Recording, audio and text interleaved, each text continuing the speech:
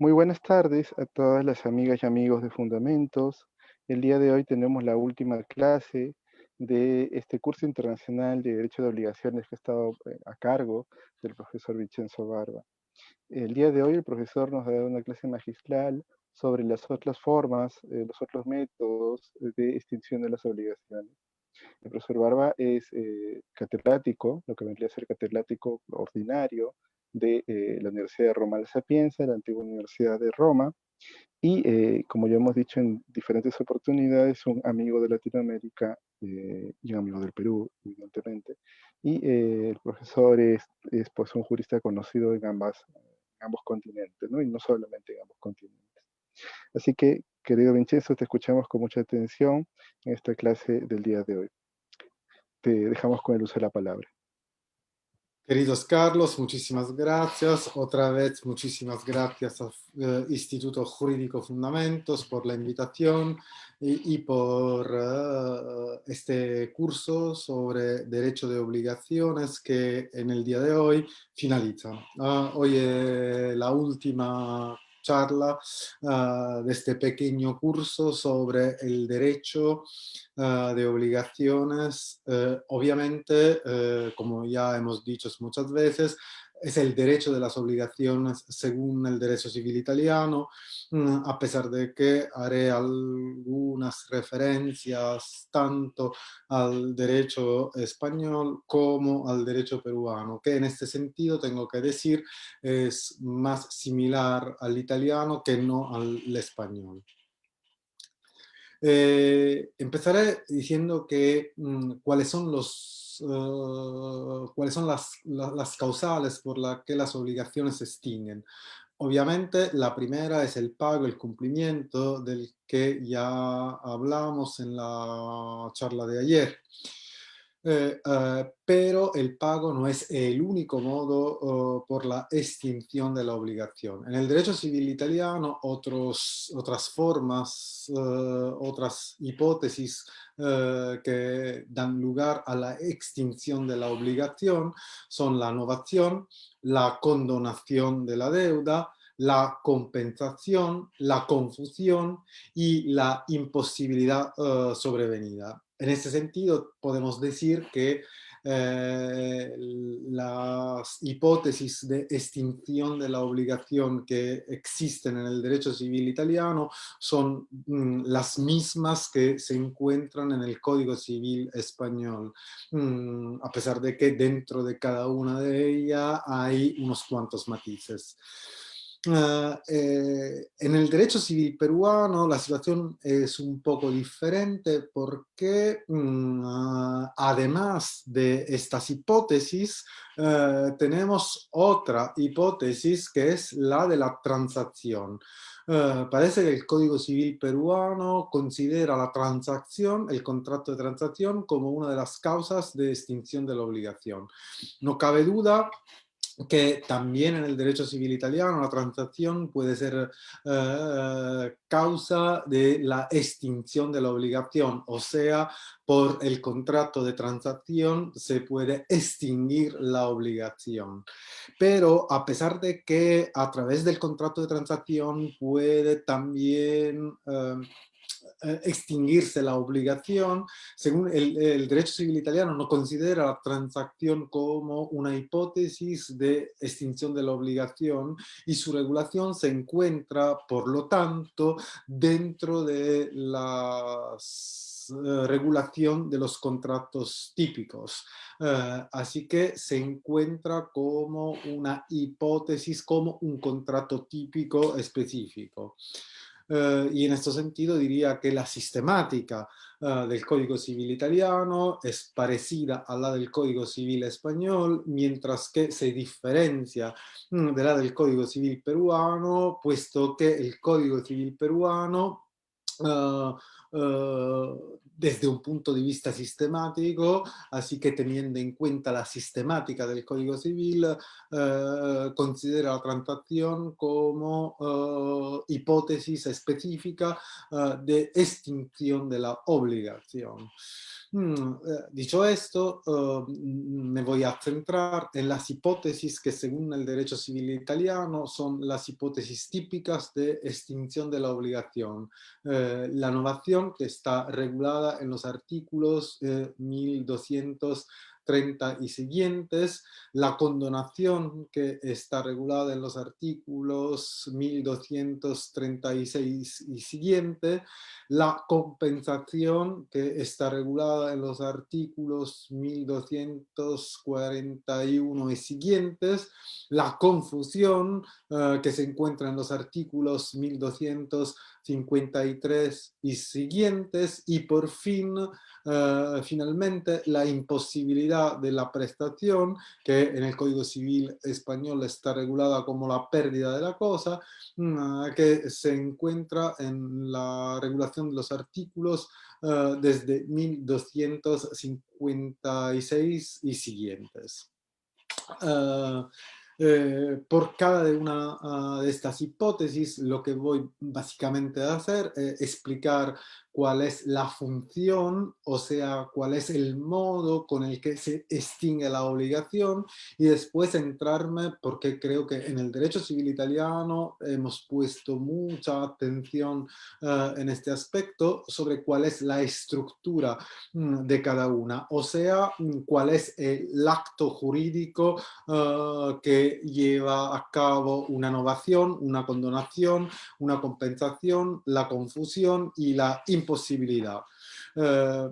Porque siempre nos planteamos cuál es el hecho jurídico y después cuáles son las consecuencias. No cabe duda de que todas estas hipótesis determinan como consecuencia la extinción de la obligación. Así que si yo me pongo en la perspectiva que evalúa solo y exclusivamente eh, los efectos, las consecuencias, sería siempre la misma, o sea que la obligación se extingue. ¿Qué es lo que diferencia una figura de la otra? La diferencia obviamente es la función, porque a pesar de que todas realizan la extinción de la obligación, la función que realiza cada una es diferente de la otra, y sobre todo el acto jurídico, o sea, el hecho, el supuesto de hecho que constituye la hipótesis, la premisa de ese efecto. Y esto así es como voy a tratar por rasgos generales las hipótesis de la novación, condonación, compensación, confusión y imposibilidad. Y empezaré, empezaré con la novación. La novación se encuentra, que está regulada en el Código Civil italiano en los artículos 1230 y siguientes. Y en cambio se encuentra en el Código Civil español en los artículos 1203 y siguientes. Aquí tenemos que hacer un pequeño matices porque en el derecho civil italiano, según el derecho civil italiano, existen dos hipótesis de novación, la novación objetiva y la novación subjetiva, según que la novación hace referencia al objeto de la obligación primitiva o al sujeto de la obligación primitiva. En cambio, en el Código Civil español, además de estas dos hipótesis que comparten con el Código Civil italiano, agregan otra hipótesis que en el Código Civil italiano encuentra una regulación en un lugar así como sistemática diferente, y serían los casos en los que se cambia el acreedor por subrogación. Ya hemos dicho, y es bien sabido que en el derecho civil italiano la subrogación está regulada dentro del pago como una hipótesis de pago, a pesar de que no cabe duda de que ella realiza una modificación subjetiva de la obligación, y en particular una modificación subjetiva del acreedor. Porque sea la subrogación legal, sea la subrogación por voluntad del acreedor, sea la subrogación por voluntad del deudor, siempre por efecto de la subrogación, lo que pasa es que un tercero cumple la obligación y este tercero toma el lugar, así que se encuentra en la misma condición jurídica en la que se encontraba el acreedor. Obviamente, cuando el tercero paga, cumple la obligación, el acreedor primitivo queda satisfecho, así que no tiene razón de existir para él la obligación, pero en su lugar se va a poner el tercero. Así que, según la sistemática del derecho civil italiano, como ya hemos dicho en las clases previa, en las clases anteriores, la subrogación que se encuentra regulada dentro de la extinción de la obligación es un caso de extinción de la obligación y también de sustitución subjetiva del acreedor.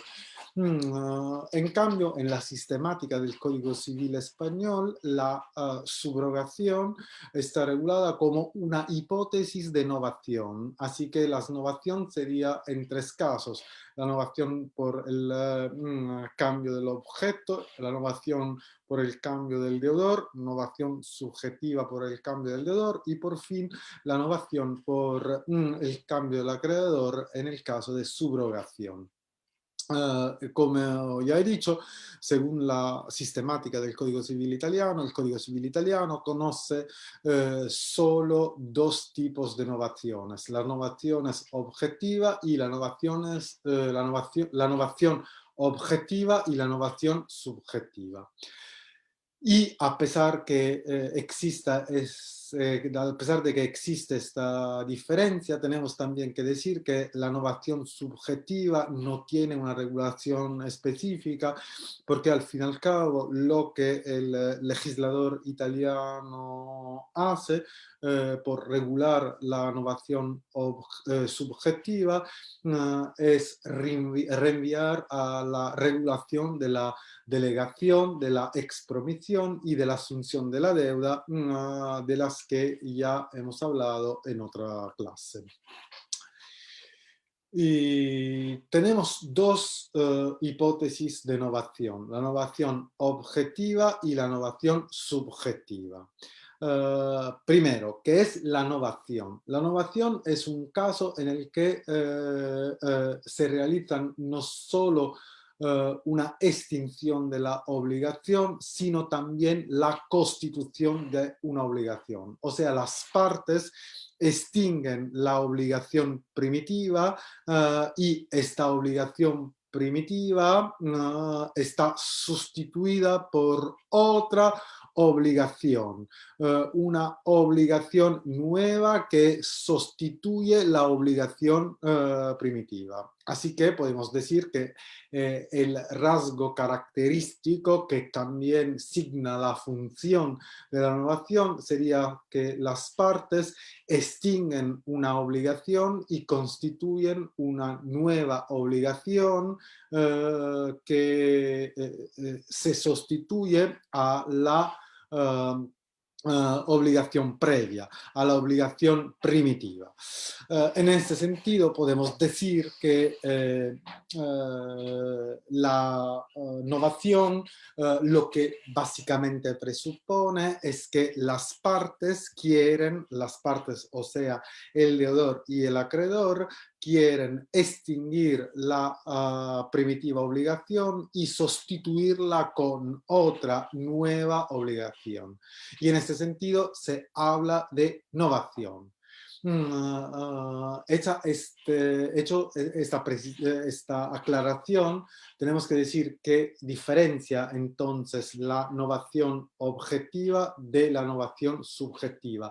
¿Cuál es la diferencia? La diferencia, y esto es bastante sencillo, es que en el caso de novación objetiva, la nueva obligación que sustituye la obligación primitiva es diferente respecto a la primitiva cuanto a su objeto. O sea, las partes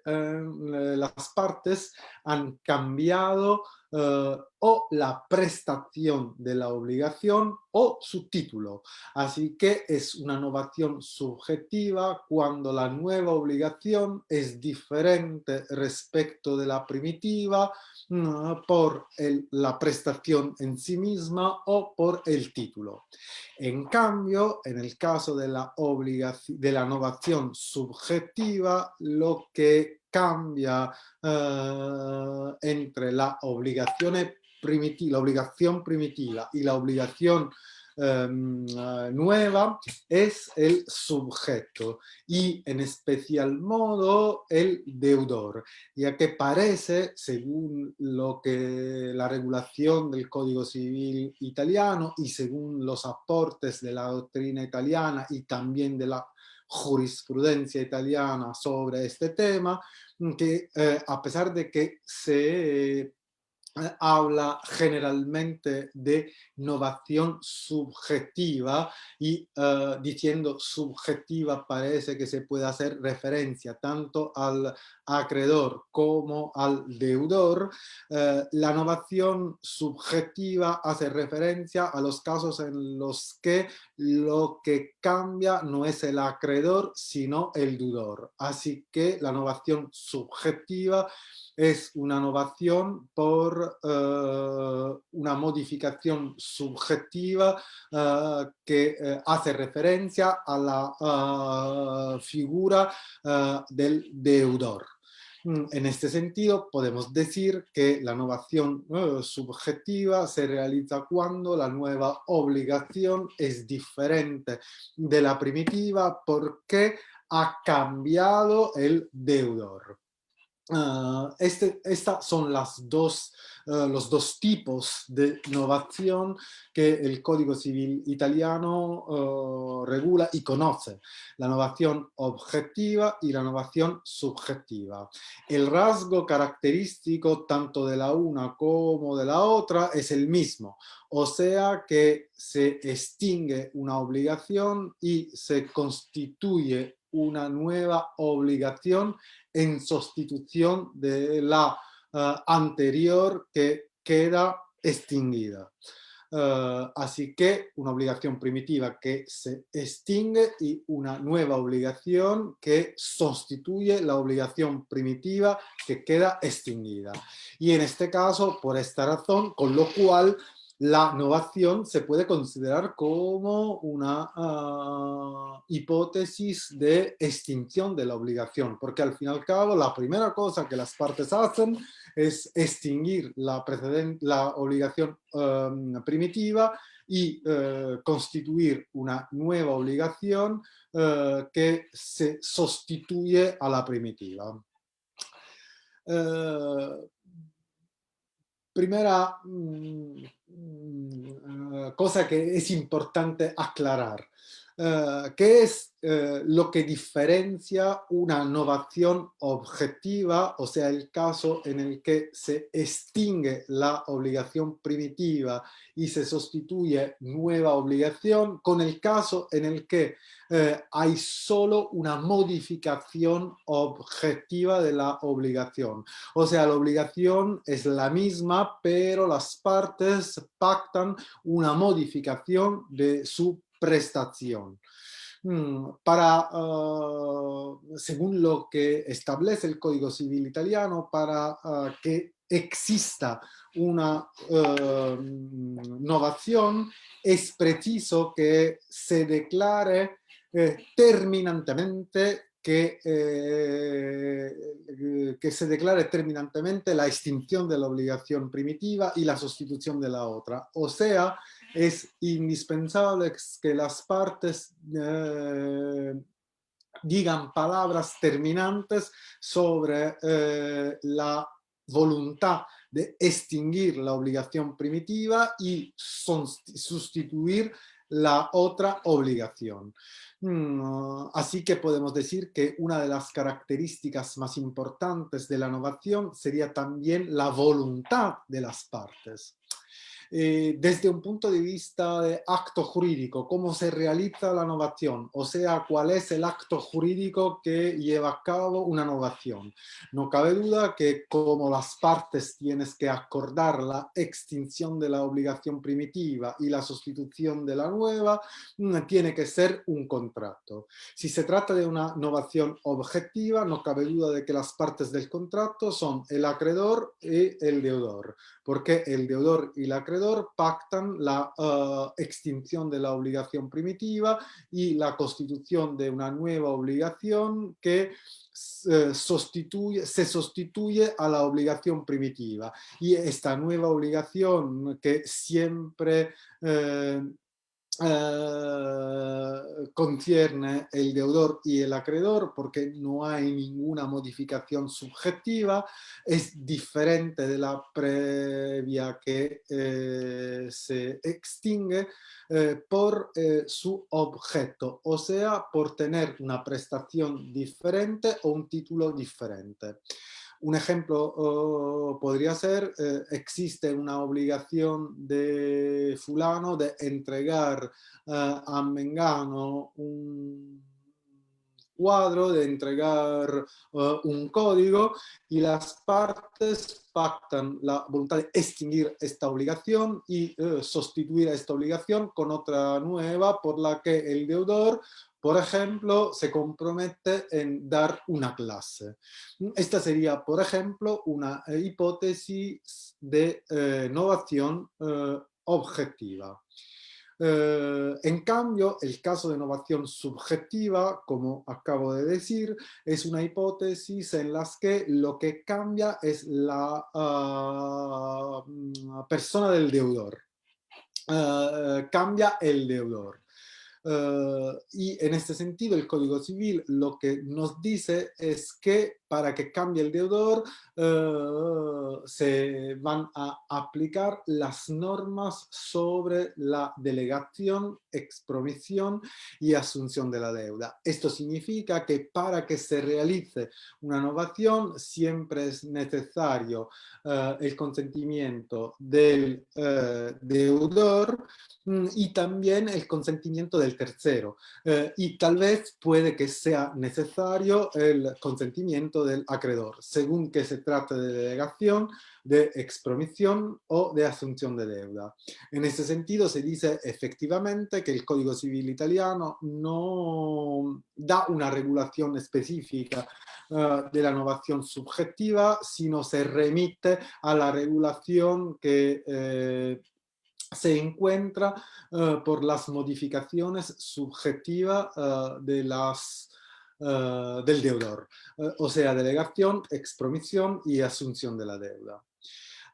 ¿Cuáles son las dos reglas más importantes de la novación? La primera, si la obligación primitiva es nula o no existe, no cabe duda de que la novación es sin efecto. En este sentido, yo puedo decir que el Código Civil italiano tiene una ambigüedad que en cambio no tiene el Código Civil peruano, porque el Código Civil peruano, regulando este supuesto, es bastante tajante porque nos dice que si la obligación primitiva no existe, si no existe la obligación primitiva, la novación es nula. En cambio, el Código Civil italiano no es tan tajante como el Código Civil peruano y no dice que es nula, sino dice que es sin efecto. Pero a pesar de que usa esta expresión que es un poco, que tiene una cierta ambigüedad, no cabe duda de que lo que hace referencia es una nulidad. En cambio, ¿qué pasa en el caso de que la obligación primitiva tiene fuente y un acto que es anulable? O sea, no es nulo, sino es anulable. En este caso, el Código Civil italiano dice que la novación es válida si las partes en momento en que celebran la novación ya sabían que la obligación primitiva era anulable y a pesar de eso pactaron de todas formas la novación. En ese sentido se dice o se podría decir que la novación tiene el mismo valor de una convalidación del contrato anulable. A pesar de que el contrato era anulable, las partes pactan una novación y con esto quieren decir que no quieren impugnar el contrato a pesar de que era anulable, así que la novación tiene un efecto. En cambio, si la obligación primitiva era anulable y las partes no lo sabían y pactaron de todas formas la novación, en este caso yo diría que la novación tiene que ser anulable también, como también era anulable la obligación primitiva.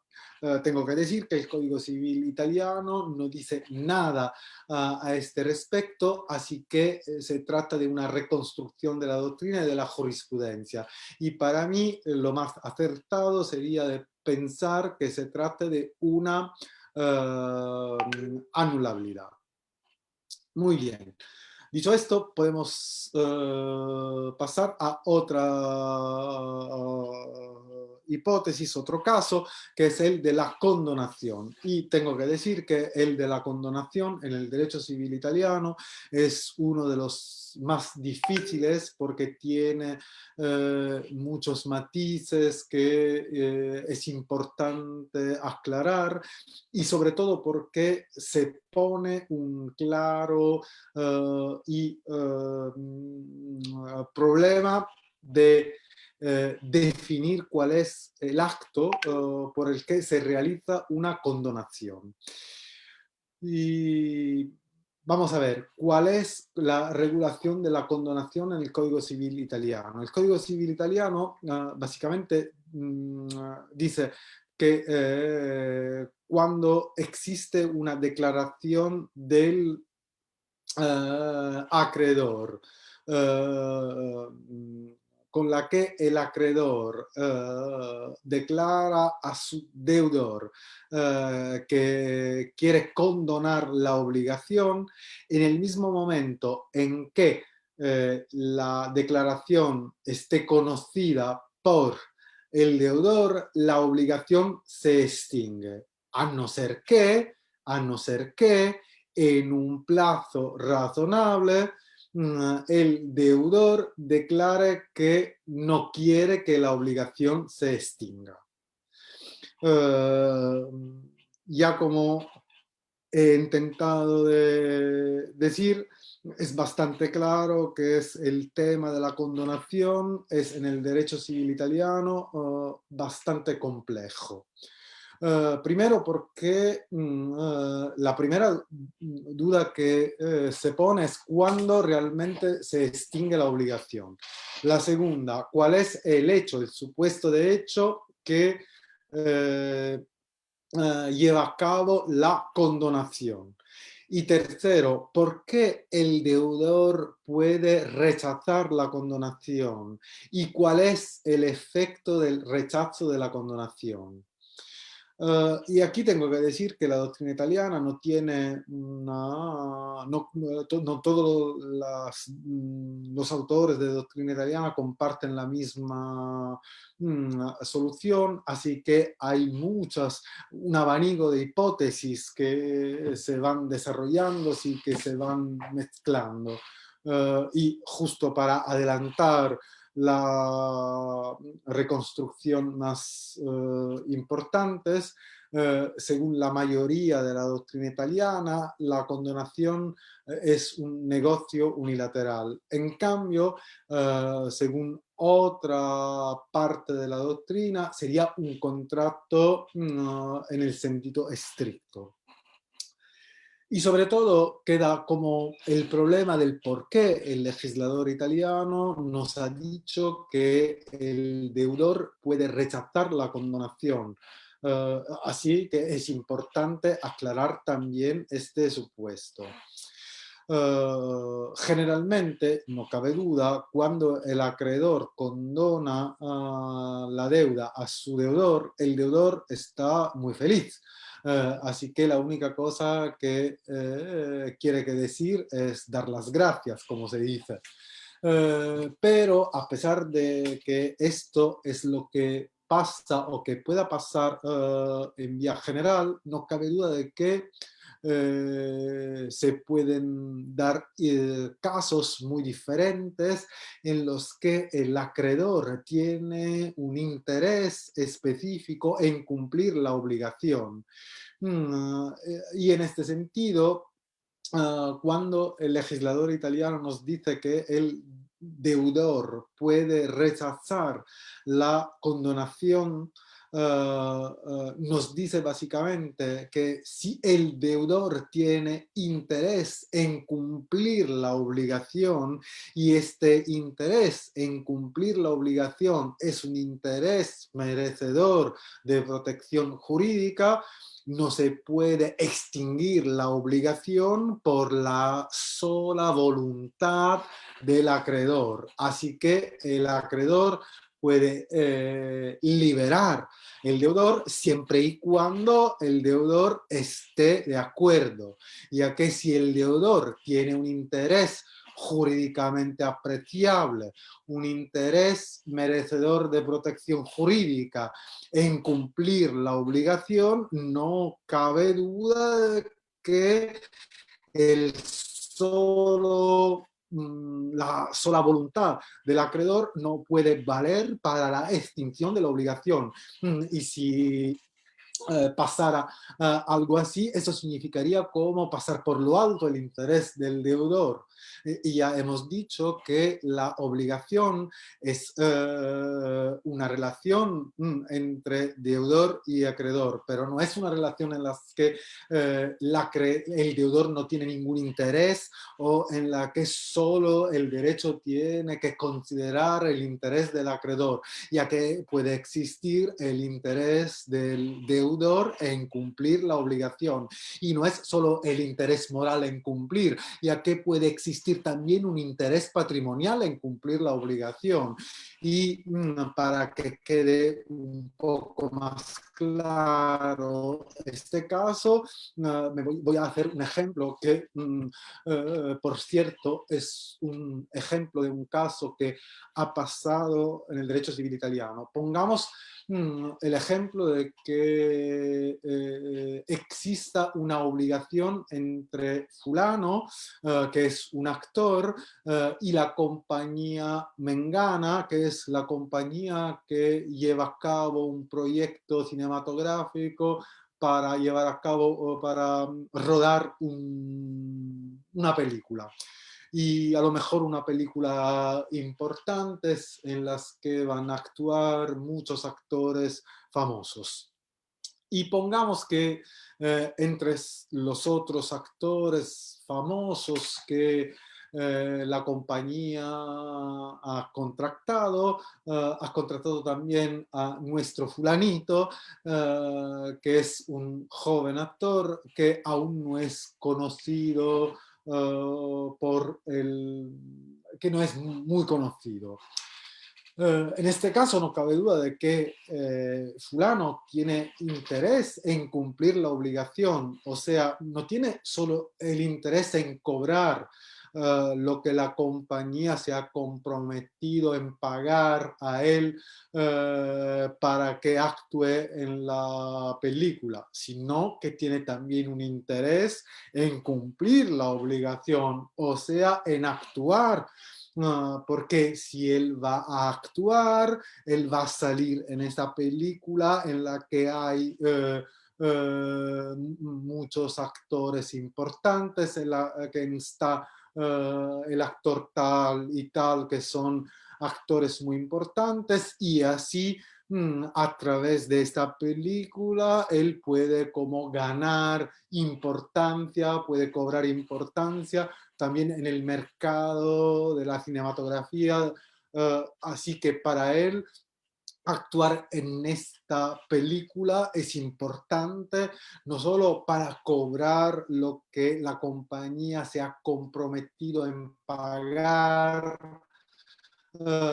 para que él actúe, sino también por el mismo hecho de actuar y salir a la pantalla en esta película, que con otros actores importantes. En este caso no cabe duda de que si la compañía, por ejemplo, que por ejemplo no queriese más que fulanito actuara en esta película, porque a lo mejor ha encontrado otro actor que para el guionista es mejor, podría condonar la obligación, pero no cabe duda de que fulanito podría tener interés en rechazar la condonación, ya que él tiene interés no solo en cobrar lo que se han comprometido en darle, que de todas formas podrían darles a pesar de que actúe, sino en actuar en sí mismo. Y esto para mí sería un caso bastante sencillo que sirve para demostrar que existen casos en los que el deudor tiene un interés que puede ser tanto patrimonial como extrapatrimonial en cumplir con su obligación. Y cuando él tiene interés en cumplir con su obligación, no cabe duda de que el ordenamiento jurídico no puede demandar, no puede confiar en la sola declaración del acreedor la extinción de la obligación. O sea, que el acreedor lo puede condonar, pero que el deudor tiene la posibilidad de rechazar y así impedir que la obligación se extinga. Así que en este sentido, me parece que se entiende el por qué el derecho civil italiano nos dice que la declaración unilateral del acreedor, con el que el acreedor declara su voluntad de condonar la deuda a su deudor, sirve para la extinción de la obligación. Pero en el caso de que el deudor rechazara esta condonación, la obligación no se puede extinguir. Ya como se ve, según este mecanismo, que es bastante complejo, a mi parecer tendríamos que excluir que la condonación es un negocio unilateral y hipotizar que se trata de un negocio bilateral, o mejor dicho, de un contrato. Así que para que exista la condonación y mejor, para que se extinga la obligación, lo que sirve es no solo el consentimiento del acreedor, sino también el del deudor, siempre y cuando el deudor tenga un interés específico y jurídicamente apreciable en el cumplimiento de la obligación. Mejor, yo diría que tendríamos que distinguir dos casos, según que exista un interés, sea patrimonial o bien patrimonial o bien extrapatrimonial del deudor en cumplir con su obligación, y los casos en los que no existe tal interés del deudor. En el caso del que, en el supuesto de que no exista un interés del deudor en cumplir la obligación, no cabe duda de que para que la obligación se extinga por el hecho de la condonación, ya solo sirve la declaración unilateral del acreedor. Así que en estos casos podemos decir que la condonación, el hecho que lleva a cabo la condonación es un negocio unilateral del acreedor, con el que el acreedor condona la deuda a su deudor.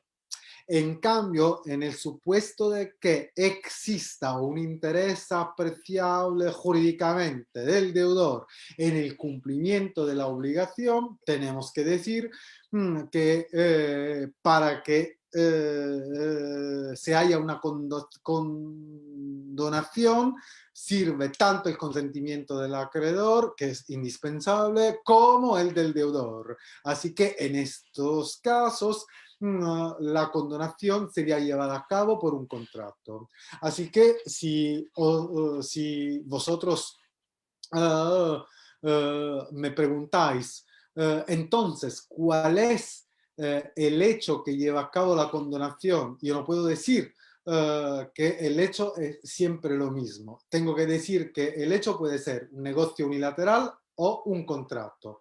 ¿Cuándo es un negocio unilateral y cuándo un contrato? Será un negocio unilateral en el caso en el que no existe un interés apreciable del deudor en el cumplimiento de la obligación. En este caso, como el deudor no tiene ningún interés en la extinción de la obligación y además para él es una ventaja, no cabe duda, por una simplificación de la actividad jurídica, que la condonación tiene que ser llevada a cabo por un negocio unilateral del acreedor. En cambio, cuando existe un interés jurídicamente apreciable del deudor en cumplir la obligación, no cabe duda que para llevar a cabo una condonación sirve no solo el consentimiento del acreedor, que es indispensable, sino también el del deudor. Y en este caso sería como llevar a cabo por un contrato. Podríamos decir así que la condonación puede ser o bien un negocio unilateral o bien un contrato. Y será un negocio unilateral o un contrato según que exista o no un interés jurídicamente apreciable del deudor en cumplir la obligación, puesto que es el legislador, el mismo legislador, que nos dice que cuando hay una declaración del acreedor de condonación, la obligación se extingue a no ser que el deudor rechace la condonación, o sea, a no ser que el deudor manifieste su interés en que la obligación siga en pie, o sea, que la obligación no se vaya a extinguir. Así que la estructura de la condonación puede ser o bien un negocio unilateral o bien un contrato. Y en este sentido, a mi parecer, no llevan la razón ni los autores que dicen que siempre es un negocio unilateral, ni los autores que siempre dicen que es un contrato, ya que puede ser tanto un contrato como un negocio unilateral según cuál es el interés del deudor en cumplir con la obligación. Y esto es lo que concierne la condonación, que por cierto está regulada en el Código Civil Español en el artículo 1187, mientras que en el Código Civil Italiano en el artículo 1236 y siguientes, en los artículos 1236 y siguientes. Vamos a la tercera hipótesis, que es la de la compensación.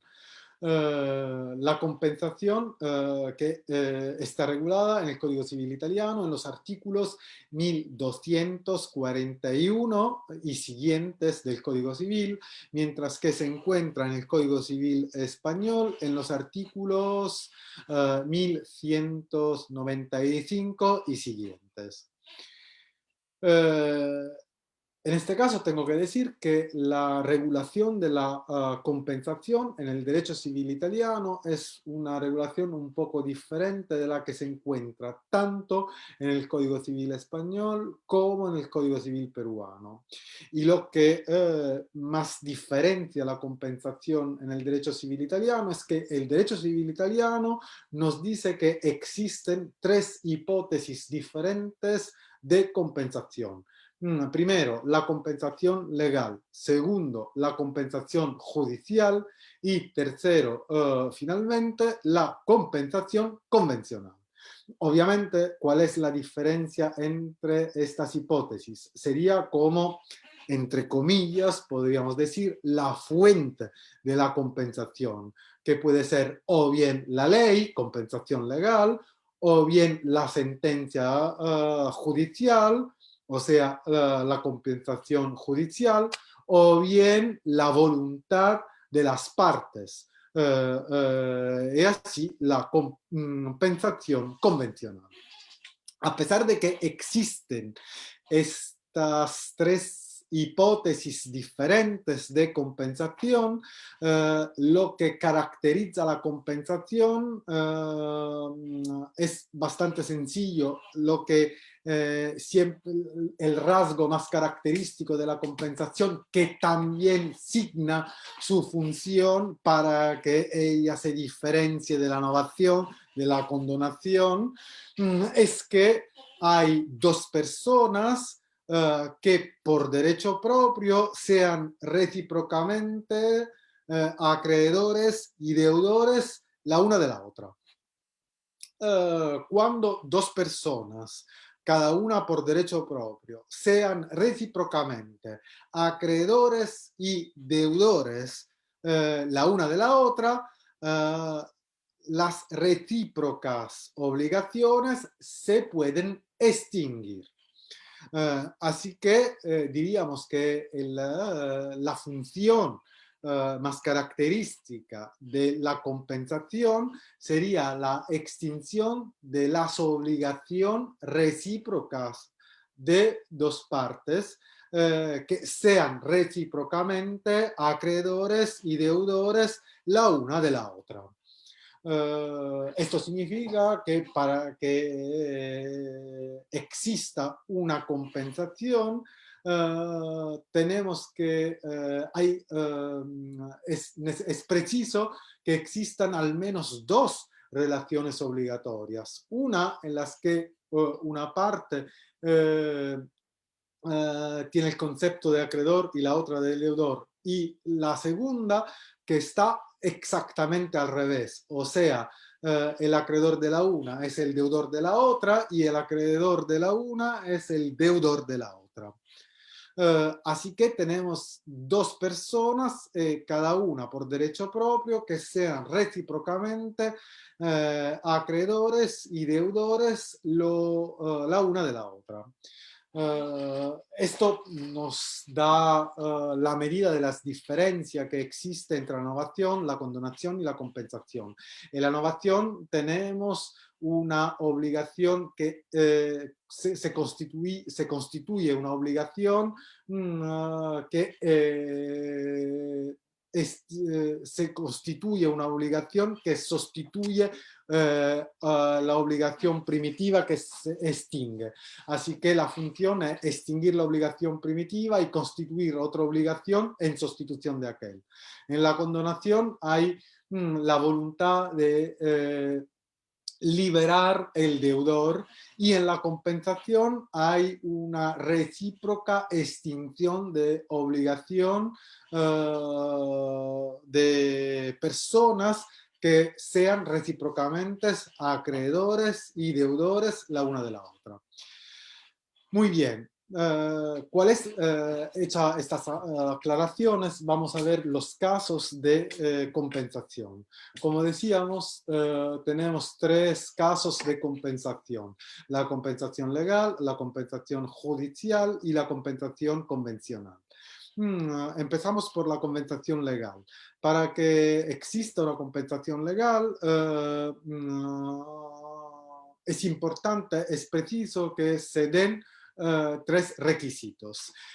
Los tres requisitos, según el derecho civil italiano, que tienen que existir para que pueda tenerse una compensación legal son, primero, la homogeneidad de las obligaciones y en particular que se trate de ambas deudas de una cantidad de dinero o ambas deudas sean de obligaciones fungibles.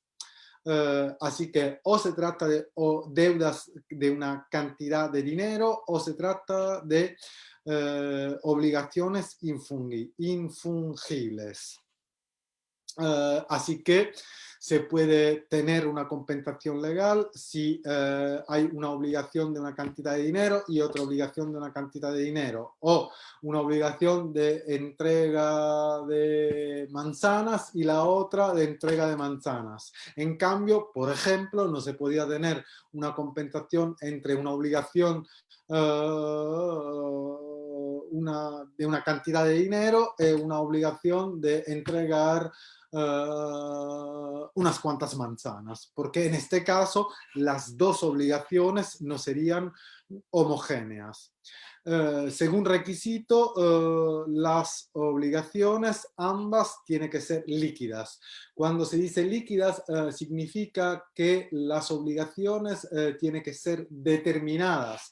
O sea que está claro cuál es exactamente la cantidad de dinero en caso de deudas de cantidad de dinero o de cosas fungibles en las que cada una de las partes sea recíprocamente obligada frente a la otra. Y tercero y último requisito, que ambas las deudas sean exigibles. ¿Qué significa exigible? Exigible significa que según la regulación que hace referencia al tiempo del pago, cada uno de los acreedores puede exigir el cumplimiento de la obligación. O sea, que no exista un plazo, una condición o cualquier otras cláusulas que impide a uno de los acreedores de exigir la obligación. O sea, una obligación es exigible cuando el acreedor puede exigir inmediatamente el cumplimiento de la obligación por su deudor. Ahora bien, cuando estamos, cuando tenemos dos personas que sean recíprocamente acreedores y deudores la una de la otra, y ambas las deudas son homogéneas, líquidas y exigibles, hay la compensación legal. La primera pregunta, la pregunta, como diría, la pregunta del millón que existe en el derecho civil italiano es la siguiente. Pero la compensación se dice que es legal, o sea que es una compensación que opera automáticamente. Pero a pesar de que opera automáticamente, esto significa que las partes no quieren que hacer nada, o sea, por el mero hecho de que existan dos obligaciones entre las partes, ya esto basta para que se extingan las obligaciones. La mejor contestación que se puede hacer con respecto a este interrogante es que no. O sea, no es el solo hecho de que existan ambas deudas homogéneas, líquidas, exigibles, para que se extinga la obligación. Es necesario, a pesar de que se trata de una compensación legal, una intervención de una de las partes. Y en particular, lo que es importante es que una de las partes, en particular o el deudor o el acreedor de la una o de la otra obligación,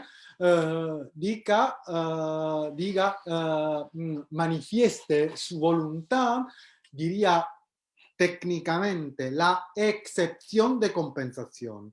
Si no hay una excepción de compensación, la compensación, a pesar de que es legal, no puede operar. Para que opere la compensación legal, para que compensación legal se extingan las obligaciones, es necesario al menos que una de las partes haga una excepción de compensación, o sea, que diga como que somos ambos recíprocamente acreedor y deudor, y como las deudas son homogéneas, líquidas, exigibles, que se extingan por la misma cantidad. Y en este caso decimos que el hecho de que la llamamos como compensación legal no significa que puede saltarse la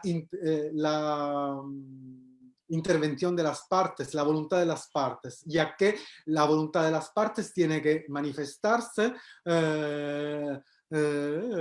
aunque sea solo a través de una excepción, a través de la excepción de compensación. ¿Cuál es la diferencia entre la compensación legal y la compensación judicial? En la compensación judicial, la compensación es realizada no automáticamente, como en el caso de la compensación legal, a pesar de que dentro de la expresión automáticamente ya hemos dicho que no significa que la compensación tiene lugar a pesar de las voluntades de las partes, porque tiene que ser la excepción. En la compensación judicial lo que pasa es que la compensación se realiza por la intervención del juez, o sea, por sentencia. ¿Y cuándo cuándo es necesaria la sentencia? Cuando ambos deudas son líquidas, exigibles, pero, disculpen, cuando ambas deudas son homogéneas, exigibles, pero no son líquidas.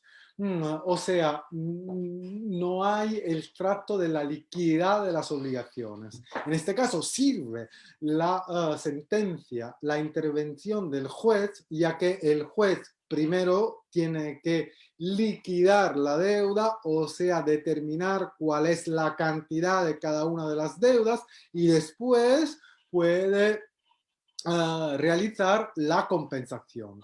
Así que de los tres requisitos necesarios para que exista una compensación legal, el que falta y que necesita una compensación judicial es el de la liquidez. En cambio, tenemos la tercera hipótesis, que es el tercer caso de compensación, que es la convencional. Sería el caso en el que la compensación se lleva a cabo por la voluntad de las partes. Como las partes pueden hacer de sus relaciones lo que ellos quieren, siempre dentro de los límites legales, no cabe duda de que pueden compensar cualquier obligación que entre ellas exista. Así que no tienen ninguna limitación, puede que sean deudas no homogéneas, que no sean líquidas y también que no sean exigibles. O sea, las partes tienen dentro de los límites legales, o sea, de la no contrariedad a una norma imperativa, al orden público, al buen costumbre, a la orden público y la buena fe, no cabe duda de que pueden hacer lo que ellas, las partes quieren. Y en este caso diríamos que el acto que lleva a cabo la compensación convencional es un contrato entre el deudor y el acreedor, con el que el deudor y el acreedor establecen una compensación entre las deudas, entre las obligaciones recíproca. Eh, Vamos a otro caso. El otro caso de extinción de la obligación se puede extinguir por confusión de derechos. La confusión de derechos está regulada en el Código Civil italiano en los artículos 1253 y siguientes, y en el Código Civil español en los artículos 1192 y siguientes. La confusión es un hecho bastante sencillo porque la confusión es el caso en el que la obligación se extingue desde que se reúnan en la misma persona los conceptos de deudor y acreedor. O sea, cuando en una misma persona se reúnan los conceptos de acreedor y deudor, no cabe duda de que la obligación no tiene razón de existir. Obviamente tenemos también una excepción y, por ejemplo, la excepción sería en el caso de la herencia. En el caso de herencia aceptada con beneficio de inventario, no cabe duda de que el heredero, a pesar de que sucede, por ejemplo, en una deuda del fallecido, en la que él mismo, el acreedor, si él acepta la herencia con beneficio de inventario, no se realiza la confusión entre el patrimonio de cuyos y el patrimonio del heredero, y como no se realiza la confusión entre los dos patrimonios y los dos patrimonios permanecen distintos, también no se realiza una confusión de derechos, a pesar de que el heredero sería como acreedor y deudor de sí mismo, ya que tiene en la misma persona, se reúnen el concepto de deudor y acreedor. Por fin, por finalizar, el último caso de extinción de la obligación es el caso de la imposibilidad, que, como ya he dicho, el Código Civil italiano está regulado como imposibilidad sobrevenida de la prestación y se encuentra en el artículo 1256 y siguientes del Código Civil. Mientras que en el Código Civil español está regulado, en el Código Civil, en el Código Civil español está regulado en los artículos 1198 del Código y siguientes. ¿Cuál es la diferencia? La diferencia es que la imposibilidad de la prestación en el derecho civil italiano tiene que distinguir entre la imposibilidad total y la imposibilidad parcial. ¿Cuál es el caso de imposibilidad total? En el caso de imposibilidad total, o sea, cuando la obligación se torna imposible totalmente, la obligación se extingue. Obviamente, dentro de los casos de la obligación imposible totalmente, está el caso del que se perdiera o se destruya sin culpa la obligación. La cosa sin culpa del deudor. Así que si la obligación es la de entregar una cosa determinada, en el caso de que la cosa determinada se perdiera o destruyera, obviamente sin culpa del deudor, estos casos están considerados como de imposibilidad total. Y estos son los casos en los que la obligación se extingue. A pesar de que esto es el caso más típico, o sea, la imposibilidad total de la prestación que determina determina la extinción de la obligación. Existen otros casos en los que no hay una extinción de la obligación, sino otra cosa. En particular, primero, la imposibilidad temporal. En el supuesto de que hay una imposibilidad temporal, o sea, por un cierto tiempo, lo que pasa es que la obligación no se extingue, sino que el deudor no es responsable del retraso en el cumplimiento de la obligación. Pero a pesar de que existe esta regla, existe también otra regla que se pone como una excepción, la que dice que en el caso de imposibilidad temporal, la obligación se extingue si la imposibilidad, a pesar de que es temporal, permanece hasta que el acreedor no tiene más interés en el cumplimiento de la obligación o el deudor, por el tiempo que ha transcurrido, no se puede considerarse aún obligado. Así que la regla es un poco más compleja. En el supuesto de que hay una imposibilidad temporal, la regla es que la obligación no se extingue, sino que se retrasa y el deudor no es responsable del retraso en el cumplimiento de la obligación. Pero la obligación se extingue si el retraso persiste hasta que o el acreedor no tiene más interés en el cumplimiento de la obligación o el retraso es tal que no se puede considerar aún obligado el deudor. Y por fin, el último caso sería el supuesto de que la imposibilidad es una imposibilidad solo en parte, o sea, es una obligación parcial. En este caso, la obligación no se extingue y el deudor tiene que cumplir por la parte que queda posible. Así que podríamos decir que se realiza una modificación objetiva de la obligación en el sentido de que el deudor tiene que cumplir la obligación, pero obviamente como es en parte imposible y la parte imposible no puede cumplirla, tiene que cumplir solo la parte que queda posible. Y a este caso, por ejemplo, se equipara el caso en el que hay una obligación de entregar una cosa determinada que queda deteriorada. En este caso, el deudor tiene que entregar la cosa deteriorada. O lo que quede, algo que queda tras, por ejemplo, una pérdida total. Así que, a pesar de que genéricamente se dice que la imposibilidad de la prestación es una de las causales de la extinción de la obligación, tenemos que matizar, porque el único caso en el que siempre la imposibilidad lleva a cabo una extinción de la obligación es el caso de una imposibilidad total de la prestación. Porque si la imposibilidad es temporal, ya solo hay un retraso del que el deudor no es responsable, y si es parcial, hay la obligación de cumplirla por la parte que queda posible.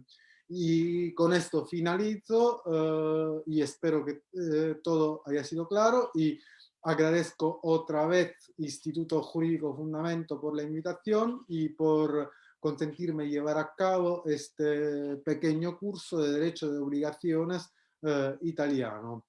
Muchísimas gracias a Instituto Jurídico Fundamentos y sobre todo a todos los oyentes y, por cierto, al amigo Carlos Aburto, que es aún el alma de Fundamento Instituto Jurídico. Muchísimas gracias. Agradecemos infinitamente al querido profesor y amigo Vincenzo Barba por esta magnífica clase y por el curso en general y además por las diversas seminarios que nos ha dado a lo largo de este tiempo. ¿No? Creo, Vincenzo, evidentemente nos hemos enriquecido mucho por tus exposiciones y clases y que estamos seguros de que continuarán próximamente. Así que agradeciendo al profesor Vara por su tiempo y por sus ideas y planteamientos y pensamiento, eh, damos por concluido este curso, agradeciéndoles a todos por su atención y al profesor especialmente por su tiempo. Creo, Vincenzo, gracias miles nuevamente y nos vemos en una siguiente actividad. Muchas gracias. Muchísimas gracias a todos. Muchas gracias. Saludos a todos los oyentes. Muchas gracias.